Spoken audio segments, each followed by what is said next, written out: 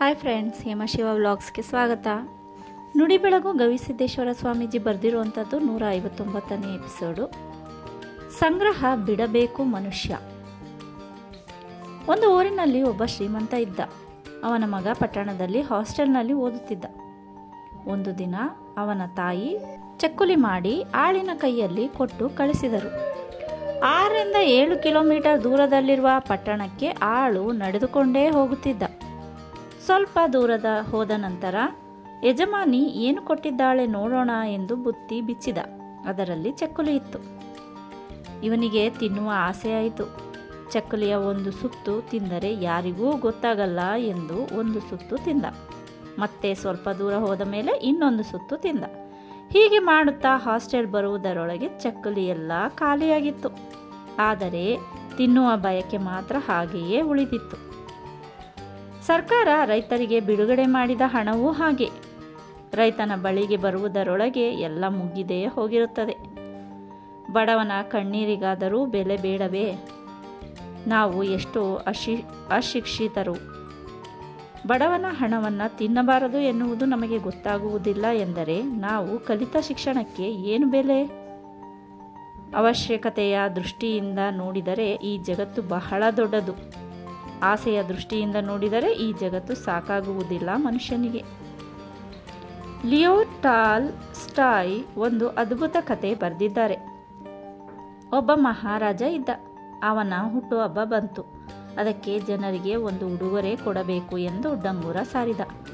ನಾಳೆ ಬೆಳಗ್ಗೆ ಸೂರ್ಯೋದಯದಿಂದ ಸೂರ್ಯಾಸ್ತದವರೆಗೆ ಯಾರು ಎಲ್ಲಿಯವರೆಗೆ ಓಡಾಡುತ್ತಾರೋ ಆ ಎಲ್ಲ ಭೂಮಿಯನ್ನು ಅವರಿಗೇ ಕೊಡುತ್ತೇನೆ ಎಂದು ಸಾರಿದ. ಮಾರನೆಯ ದಿನ ಸೂರ್ಯೋದಯಕ್ಕೆ ಮೊದಲು ಜನಜಂಗುಳಿಯೇ ಸೇರಿತು. ಎಲ್ಲರೂ ಓಡಲು ಆರಂಭಿಸಿದರು. ಒಬ್ಬ ವ್ಯಕ್ತಿ ಬುತ್ತಿ ಕಟ್ಟಿಕೊಂಡು ಕುಡಿಯುವ ನೀರು ಇಟ್ಟುಕೊಂಡು ಓಡುತ್ತಿದ್ದ. ಸ್ವಲ್ಪ ದೂರ ಹೋದ ಮೇಲೆ ನೀರು ಕುಡಿಯಬೇಕು ಅನ್ನಿಸಿ ನಿಂತ. ಆದರೆ ಹಿಂದಿನಿಂದ ಜನ ಓಡಿ ಬರುತ್ತಿದ್ದರು.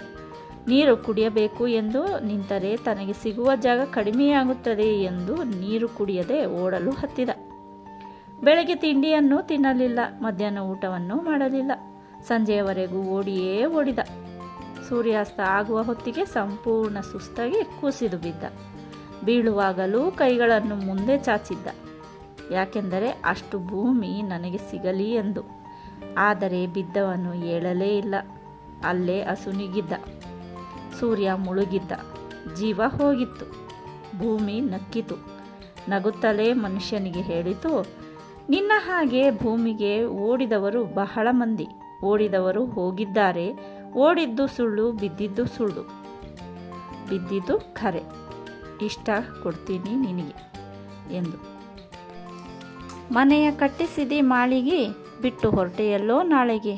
ಕಂಬಳಿದು ಮಾಡ್ಯಾರೋ ಜೋಳಿಗೆ, ಮತ್ತೆ ನಿನಗೆ ಎದ್ದು ಬಂದು ಉಣ್ಣುತ್ತಾರಲ್ಲೋ ಹೋಳಿಗೆ. ಅನುಭವಿಗಳು ಹೇಳುವ ಮಾತು ಇದು.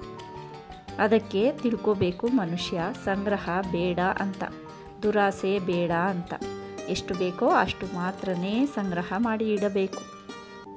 ಅತಿ ಆಸೆ ಗತಿ ಕೆಡಿಸುತ್ತದೆ. ಅತಿಯಾದ ಸಂಗ್ರಹ ಕೂಡ ಗತಿಯನ್ನು ನೆಟ್ಟಗೆ ಮಾಡದು.